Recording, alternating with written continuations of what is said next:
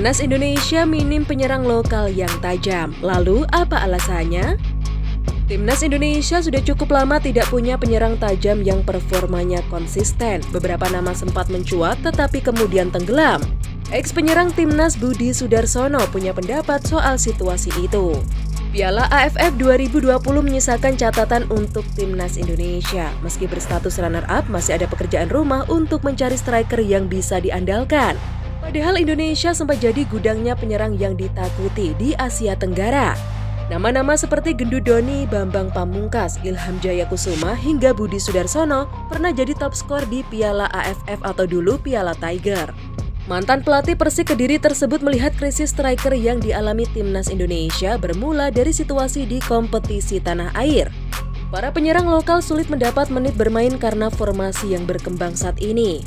Di era Budi masih aktif bermain, banyak striker lokal yang jadi tandemi pemain asing sebab kebanyakan tim masih menggunakan formasi dua pemain depan.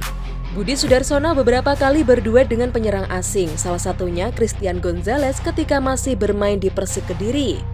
Waktu itu Gonzalez belum dinaturalisasi jadi warga negara Indonesia. Selain dia, Bambang Pamungkas, Gendu Doni, dan lainnya juga merasakan situasi yang sama. Di era sekarang tren formasi satu striker di klub yang membuat masalah bagi Timnas Indonesia, sehingga lebih banyak penyerang sayap yang muncul ketimbang striker murni. Melihat minimnya kesempatan main di Liga 1, Budi berharap striker lokal tak mudah menyerah. Dia ingin menularkan semangatnya semasa bermain. Sebagai penyerang lokal, dia selalu tak mau kalah di lapangan.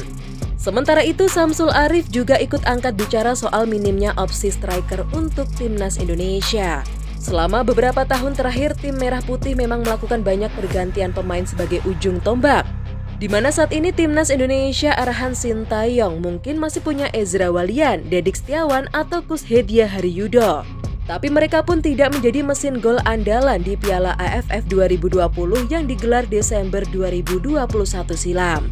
Senada dengan Budi Sudarsono, Samsul Arif menyebut hal ini tidak lepas dari dampak kompetisi Liga 1. Klub-klub kontestan biasanya merekrut striker asing yang jadi ujung tombak tim. Dalam formasi 4-2-3-1 atau yang sejenisnya, hanya satu slot striker di skuad inti.